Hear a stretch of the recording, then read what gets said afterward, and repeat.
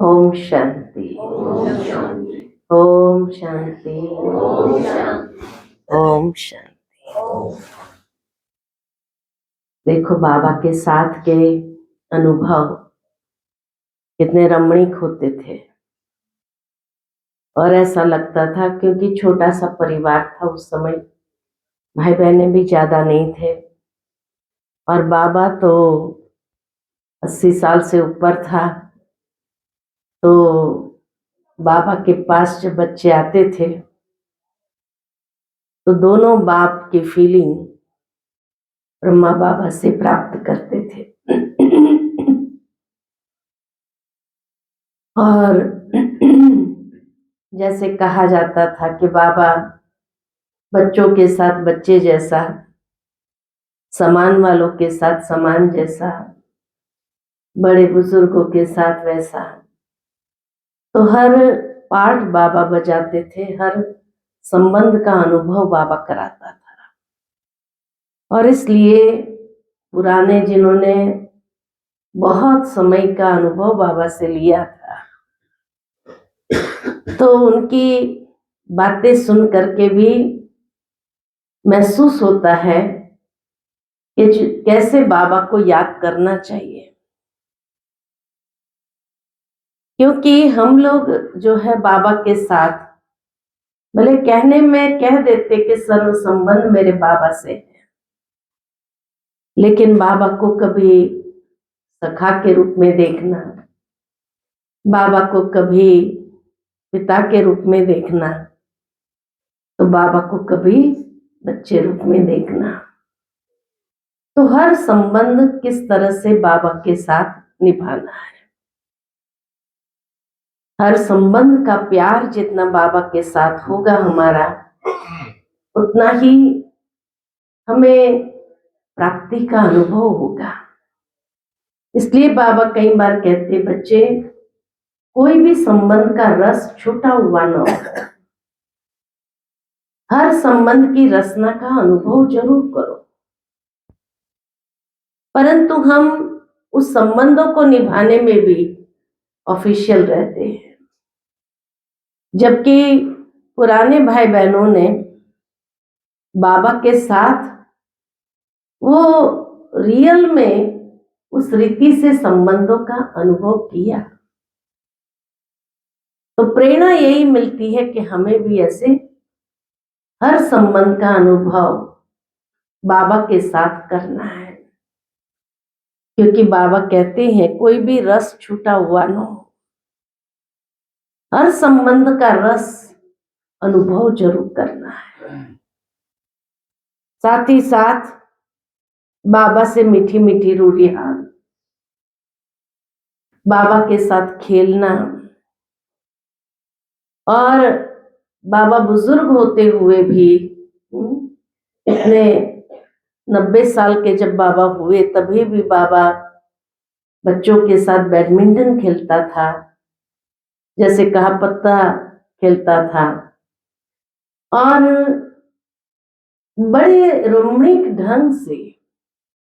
बाबा ये नहीं कि बस ज्ञान योग करते रहो, आप सारा दिन योग लगाओ, नहीं, बाबा प्यार प्यार में कैसे बाबा को याद करना है, उठते बैठते चलते फिरते, ये भी अनुभव कराता था।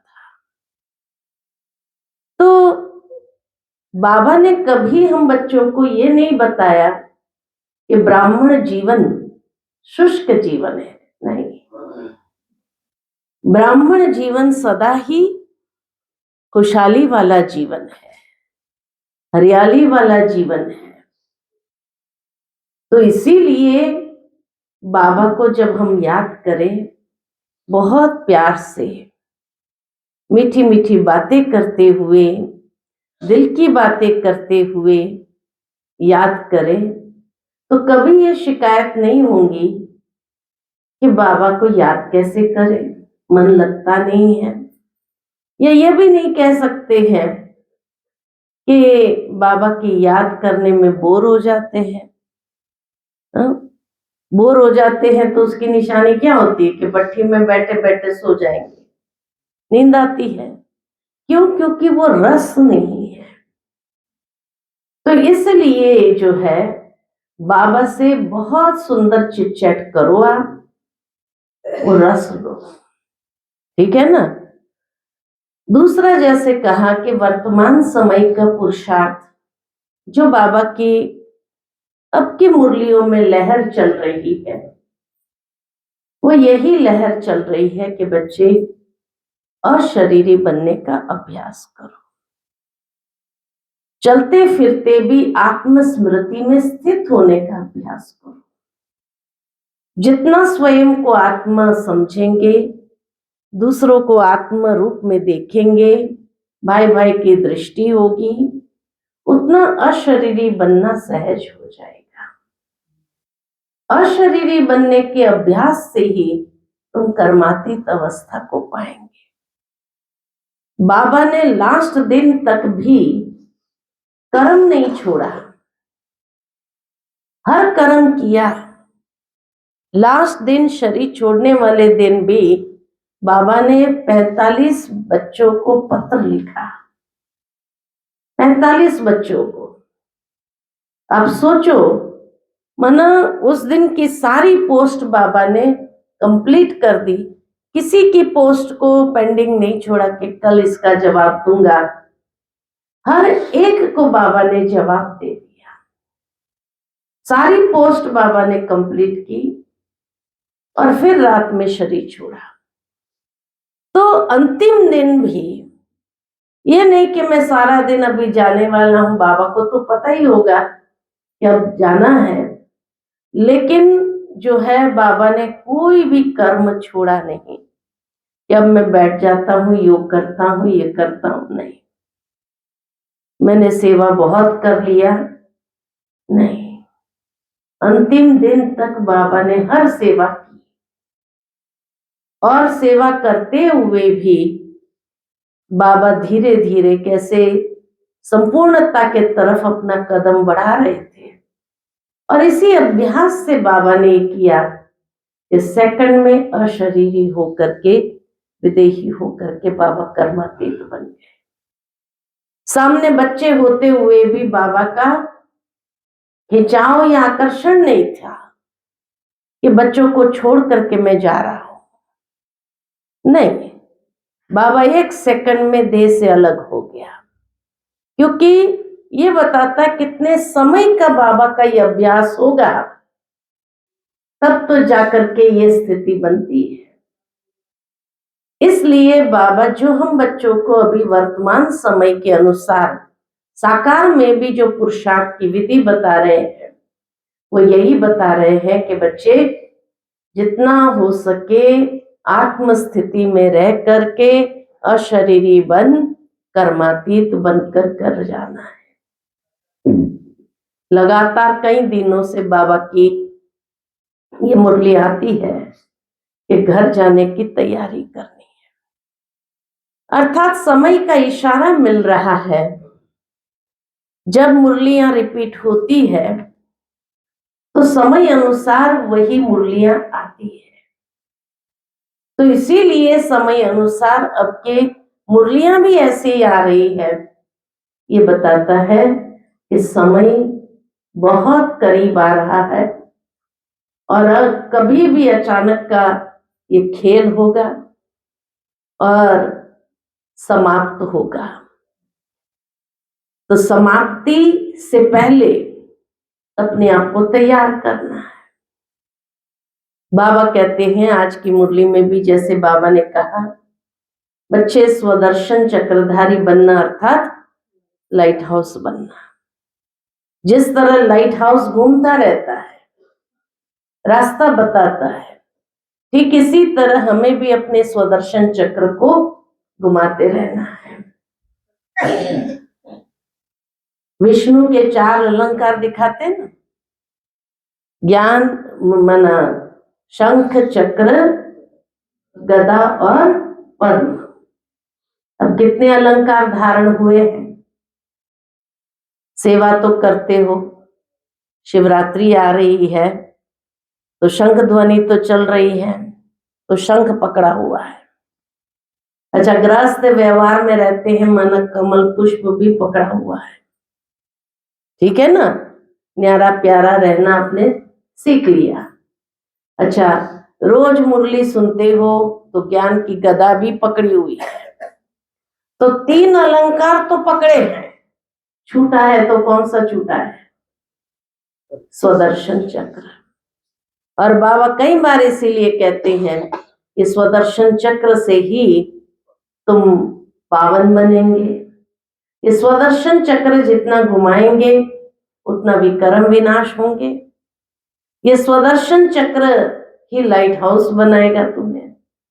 तो बाबा इसीलिए अभी कहता है कि ये चक्र जो छूटा हुआ है ना, ये चक्र को क्या करो? धारण करो। क्योंकि बाबा कभी भी पर्दा उठाएगा तो कम से कम 4 अलंकार पकड़े हुए तो हो।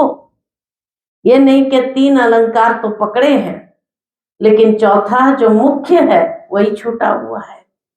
बाबा कई बार कहते हैं चक्र से क्या दिखाते हैं?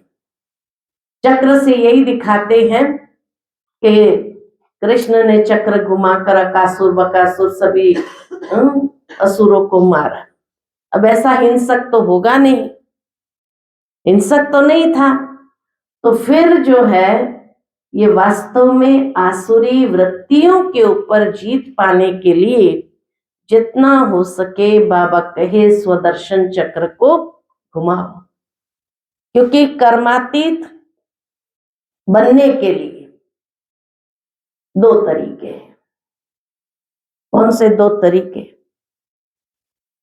पहला तरीका है कि आप जितना आत्म समझ करके अशरीरी होकर के बिंदु रूप स्थिति में स्थित होकर के बाबा को याद करेंगे उतना विकर्म विनाश होगा, आत्मा पावन बनेगी। राइट? तो पहला तरीका पावन बनने का, संपूर्ण बनने का है बिंदु रूप स्थिति। लेकिन बिंदी बार बार खिसक जाती है, और बिंदी जब बार बार खिसक जाती है तो संपूर्ण होना बहुत दूर महसूस होता है, बहुत कठिन महसूस होता है। अच्छा, दूसरा तरीका है स्वदर्शन चक्र को घुमाओ। जितना स्वदर्शन चक्र घूमेगा उतना विकर्म विनाश होगा, आत्मा पावन बनेगी। अब दोनों में से कौन सा सहज लगता है? स्वदर्शन चक्र ही घुमाना सहज। स्वदर्शन चक्र घुमाना माना 5 स्वरूप को घुमाना। बीच में बाबा की एक साकार मुरली आई थी, कितने तरीके से बाबा ने बताया कि कितने तरीके से आप स्वदर्शन चक्र को घुमा सकते हो। जन्मों के हिसाब से घुमा सकते हैं, सतो प्रधान सेमी सतो रजो तमो के हिसाब से घुमा सकते हो, फिर जन्मों के हिसाब से घुमा सकते हो, है ना, फिर धर्मों के हिसाब से घुमा सकते हो, फिर 5 स्वरूप के हिसाब से घुमा सकते हो। तो अलग अलग तरीके से आप स्वदर्शन चक्र को घुमाओ। ये स्वदर्शन चक्र घुमाने से व्यर्थ का चक्र समाप्त होगा अंदर में। जितना ये चक्र बाबा ने इसलिए एक अव्यक्त मुरली में कहा था कि कम से कम ये 5 स्वरूप का चक्र जो है कितनी बार घुमाना चाहिए? कम से कम 8 बार घुमाना चाहिए, कम से कम। अधिक से अधिक जितना ज्यादा घुमाओ।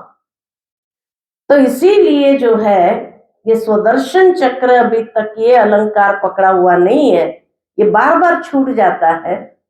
बाकी 3 बराबर पकड़े हुए हैं, अब ये चौथा पकड़ लो और आत्मा को सहजता से पावन बनाओ, संपूर्ण बनाओ।